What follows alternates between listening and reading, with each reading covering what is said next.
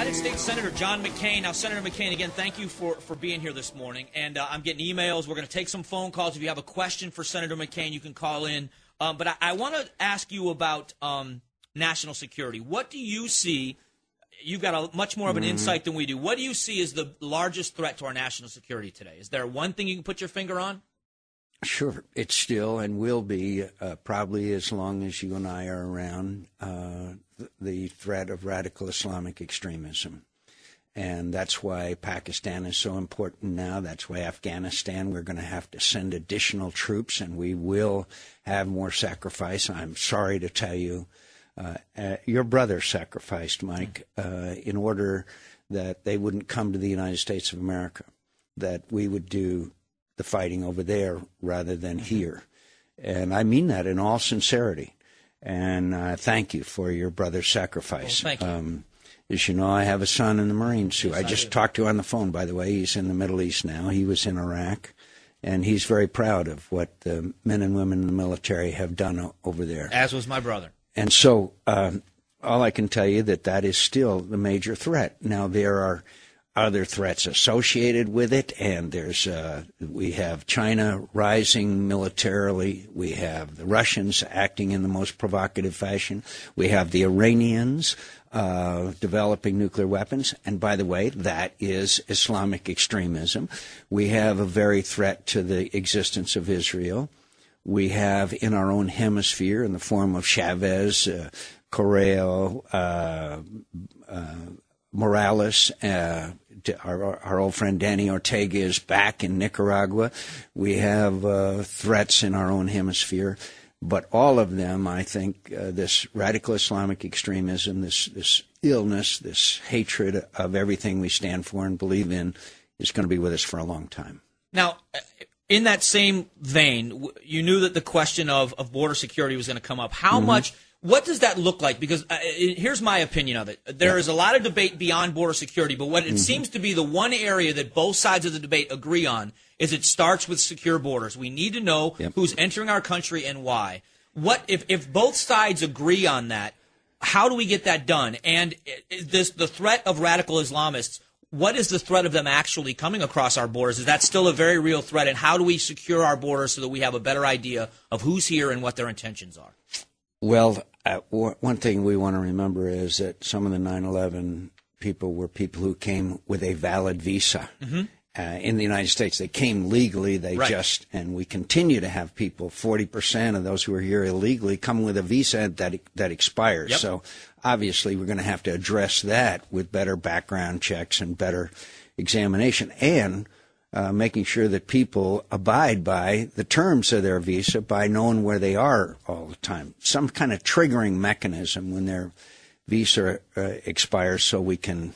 But on our borders, there's been significant improvement. The fence has been, I flew the fence down in Yuma and across Nogales and across our Arizona-Sonora border recently, and there has been dramatic improvement. It's not completed, but we've done a lot better. By the way, there's a lot of tunnels that are trying to go on, so you've got to have manned walls as well as the fences itself. We need a temporary worker program in the agricultural sector, and that should be with tamper-proof ID cards. People, if an employer can prove that an American won't take a job, then that employer should be able to hire temporarily a person to come and work, for example, picking lettuce in Yuma.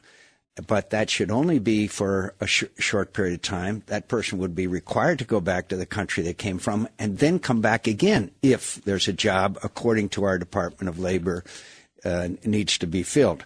So I believe that you have to secure the border, but you also have to have a legal temporary worker program for those jobs. Now, there are less of those jobs, and that's one reason why there's been less illegal immigrants coming across our border. But there are still jobs that the employer can prove that he can't get an American citizen to do that job, then we should have a legal temporary worker program. We got to continue the border enforcement. We need to send the Guard to the border as 4 governors, the governor of California, Texas, Arizona, and New Mexico. We need to send the Guard to the border. We had a hearing 2 weeks ago here in Phoenix where on the border violence, and all of this is complicated by the drug cartels and the violence. Thousands of people have been killed in this war against the drug cartels who are trying to frankly, take at least some control so they don't have to worry about the Mexican government, and and the violence is at an incredible height. So how do we enforce, let's say that, let's just for a moment, the guest worker program. We get some kind of tamper-proof ID. Yep. How do we enforce something like that? What's the manpower look like we know the debate now about local law enforcement enforcing these immigration laws is the big debate. How do we enforce it? Well, that person would have to have this tamper-proof ID. When that period of time is over, that person would have to go back to the country that person came from. And if they didn't, the employer who's responsible for it would be prosecuted for not abiding by the terms of the temporary worker contract. Okay. And we have technology now that we can contain. Have you ever seen it? I know you've seen remember the military's ID card. It contains all the information you could ever want to have. And so we have the technology. But again, if the Bureau of Labor, Labor Department says there are these vacancies that have not been filled by Americans, the employer can prove it, then he should be able to legally, temporarily hire somebody, and then they go back. But they can't stay. When that terms of that employment is over, they go back. They can apply again if there's that same process. Right. But that also is from someone who wants to be a citizen. The process for being a citizen in this country is application for a green card and the process of naturalization. These are two separate programs. So we were talking about the 9/11 terrorists that overstayed visas. Yep. So do you believe that if we use the technology we have in place now, that it would have been possible to make sure that those that overstayed the visas were deported for overstay? And once you overstay, there is an enforcement policy in place that can get those people out. And a punishment for the individual who has hired that person who came on a visa and overstayed it. That someone is responsible for that individual coming on a visa, okay? And working in the United States. If they overstay that visa and they are continued to be employed by the employer, obviously that employer should pay a penalty for that. Okay. Yeah. So now let me just shift for a moment to, we were talking about Arlen Specter before we went and the implications in the Senate. Let me ask you now because he was the ranking Republican on the Judiciary Committee, wasn't he? Yep. Okay, so now with the changes in the Senate and now the idea of who the president may nominate to the Supreme Court or nominate for approval, what would you say is a deal breaker? What is it for you? What are you looking for that you'll give a thumbs up or a thumbs down to? First of all, one of the most influential members of the Judiciary Committee is John Kyle. Absolutely. Who has an extensive legal background, and I consult with John heavily. Second of all, I think it's a criteria, a proven record of strict adherence to the principles and philosophy and words of the Constitution of the United States of America. If they have a record, if this individual has a record of strictly adhering to the Constitution of the United States, that's fine with me. That's what Roberts had. That's what Alito had. And that's why they are two great people. That's why Souter was not. Souter didn't have a real record. You see what I mean? Yeah, absolutely. That is the difference in my view. There's a lot of things we need to talk about, but one of them, real quick, is Pakistan. Oh. It's very dicey in Pakistan. Somebody listening is going to say, why do we give a darn about Pakistan? We care because of Afghanistan, but we also care because of Pakistan itself. It is a nuclear-armed nation. If it went to Islamic extremists and they got a hold of that nuclear inventory, that could pose serious problems, security problems for the United States of America. So what is the strategy in place right now in Pakistan? Do we have a system in place right now? Are we working with the Pakistani government to ensure that doesn't happen? One of the greatest generals in American history is General David Petraeus. He is in a position of authority, as you know. He is developing a strategy. He is working with the Pakistani military in particular. But I've got to tell you, this is a difficult issue. Pakistan has really never had a good functioning democracy. They've been taken over by the military on several occasions. The military, by the way, in Pakistan right now doesn't want to do that. Right. Their economy is in the tank. They've had terrible economic problems. We could spend a whole hour on it, but I believe that General Petraeus, if anybody can bring about a strategy that's going to succeed there and in Afghanistan, we can do this, and we must do it. We've got to succeed. We cannot afford to have Afghanistan return to a base of where radical Islamic extremist groups would launch attacks on the United States of America and our allies. Okay, so same region, but let me shift to the Iranians. Mm-hmm. At what point do you advocate more than the economic sanctions? At what point do you say the United States needs to do something? Okay. Long ago, I advocated more than just. What I mean is that we really need to act more stringently. And look, by this way, about talking to them, there's such a thing as low-level conversations that can be had behind the scenes. But you want the President of the United States to sit across from Ahmadinejad, who says, we're going to wipe Israel off the map, who uses as a way to beat up on the United States of America propaganda-wise. That was not my vision of how America conducts our relations with a country that time after time has expressed its mission as wiping Israel off the map. That's not. This is a very dangerous situation. But these are extremists, Islamic extremists that run the whole country. And well, we know that in Iraq we had the deadliest month in over 7 months now.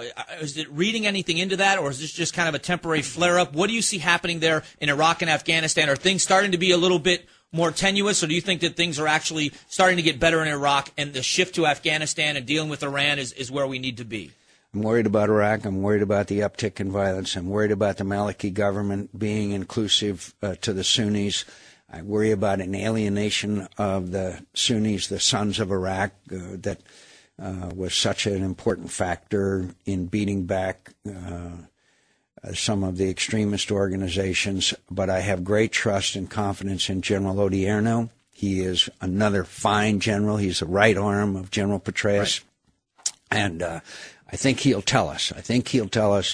If it gets very, very serious. But there's no doubt we've seen an uptick in violence, and we've seen some of these organizations that had gone into sleeper status are now emerging, and this will be a crucial time for the Maliki government, particularly between now and their elections. Do you see any validity to the opinion of testing this new administration? We've heard that so much that there's a test to the mettle of this administration. We joke around and talk radio the apology tour, but when the president goes to the Middle East and it seems like he goes to Europe and other places, he goes down into the the Americas and basically allows them to say such things about our country. Is it fair to say that there may be a test to find out what the retaliation of the Americans will be, or the answer to the Americans will be? I think the testing is going on right now, whether it be the Iranians or the Russians or the situation in Pakistan, whether it be Hugo Chavez, Fidel Castro. I think the testing is going on right now. And by the way, I understand and appreciate the popularity of the President of the United States, and I respect that. But I want our President to go to these countries and say, look, we want to have good relations with you, but we are still the greatest force for good in history. Americans rest in all four corners of the earth because they went and sacrificed in the cause of somebody else's freedom, and that's the greatest act of any nation in the history of the world. We have our differences, but we are proud of what America has done throughout our history to help people achieve independence and freedom, ranging from putting down the Barbary pirates to bringing down the Berlin Wall to working with other countries to try to counter this radical Islamic extremism. I would express a lot more my pride in our history. That was where the disappointment for me was, to sit in and to have people say such things about our country without any retaliation, without any response of saying the great things about our country. That's why it seemed like one big apology, which I think is the wrong attitude on behalf of the American people, because the American people are proud of their military. They're proud of our history. They're proud of how we've helped other nations. No country has ever done the things the United States of America has done and made the sacrifices we have made. And let me ask you this then, on the idea of them prosecuting on the idea of torture, these CIA members. Can you give me, what is your opinion of going backward and doing these kinds of things? My opinion is you and I have been talking about the threats that we face, and they're all over the world, and they're serious, and our listeners can exercise their own judgment as to where, as the Chinese move toward, by building aircraft carriers, by the way, for example. But we need to move forward. We do not need to go through a great national debate about these memos, about what happened. We do not want to and should not criminalize people for giving their best legal advice, even if that legal advice is wrong. We need to move forward, and let's make sure we've got these enormous challenges. And rather than have some divisive national debate like the Church Committee provoked a long time ago, stop. Move forward, figure out how we can best combat this challenge that we face, and get it over with. All right, we've got about 3 minutes left. I want to grab, if you don't mind. We'll go after the break a few more minutes. No, we can't. I'm done. My show's off the air. I'm sorry. So I'm done. Well, I would love to, but Dr. Bob would get upset. Unless you want to go on Dr. Bob's show and maybe give some medical advice. Let me grab a couple of phone calls. Sure. Mark in El Mirage has got a question for you about Supreme Court justices. Hey, Mark. Mark, are you there? Go ahead, Mark. I'm here. Go right ahead. Senator, let me say I appreciate your comment to or question to Jan Napolitano earlier this week about under what circumstance would we close the border.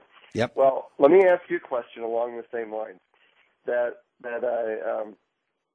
Under what circumstance would you vote against a nominee for Senate? And that my own thought is that Souter was a poor choice for a bad choice, yes. And Ginsburg was a poor choice. And under Obama's own criteria, Bill Ayers fits that position. Not that he would be nominated, but we don't want someone like that. So, Senator, under the same way that you asked that question, who would you not vote for? Because we hear oftentimes that elections have consequences, and the impression is that whoever the president nominates, that you will vote for. I will vote against anyone who doesn't meet the criteria that we talked about earlier. It's too important. Bill, Mr. Ayers, I hadn't thought of, but the point is, look, I also, though, we have to respect the fact that Senator Obama made it very clear. I mean, now President Obama made very clear who he would appoint. I made it very clear who the kind of person I would appoint. But I will not vote for someone who I don't believe strictly interprets the Constitution of the United States and has a record of it. And I thank you, Mark. It's too important. Yeah, and we talk so much about, that was one of the things that we said during the election cycle, was elections have consequences. The longest legacy of any president are the nominees that they are able to put up in front for the Supreme Court. And I would point out, Justice Ginsburg was a Clinton nominee, just like he said he would. That's why we were disappointed in Bush 1's nomination of Justice Souter. Go ahead. Now, who would you like to see? Obviously, we talked before about John. I thought John Kyle would be an amazing. John Kyle would be wonderful, although I'd hate to lose him out of the Senate. But Tad Olson, he was Solicitor General under President Bush. There's a number of really fine, outstanding. I don't want to use the word conservative judges. I want to use judges that I know have a record of strictly interpreting the Constitution. All right, I've got less than a minute. Okay. Now you've got an opponent in the primary. Any comment about why should somebody reelect you to the United States Senate? How's that? Instead of talking about your opponent, let's hear from you. Well, how can I best serve who can best serve the state of Arizona? Not only my record, my present position, but my ability to serve in the future and my ability to do what the people of Arizona want, and that's get things done for the state of Arizona. I'm proud to have served for quite a long period of time. I would very much appreciate the support in the future, but the question is what can he do for the state of Arizona? I believe I can serve, and I can serve well and with the same kind of dedication that I have in the past, and I'd be grateful. Thanks for being here, Thanks. Senator. Senator Thanks, John Mike. McCain. Have a great weekend, everyone. God bless.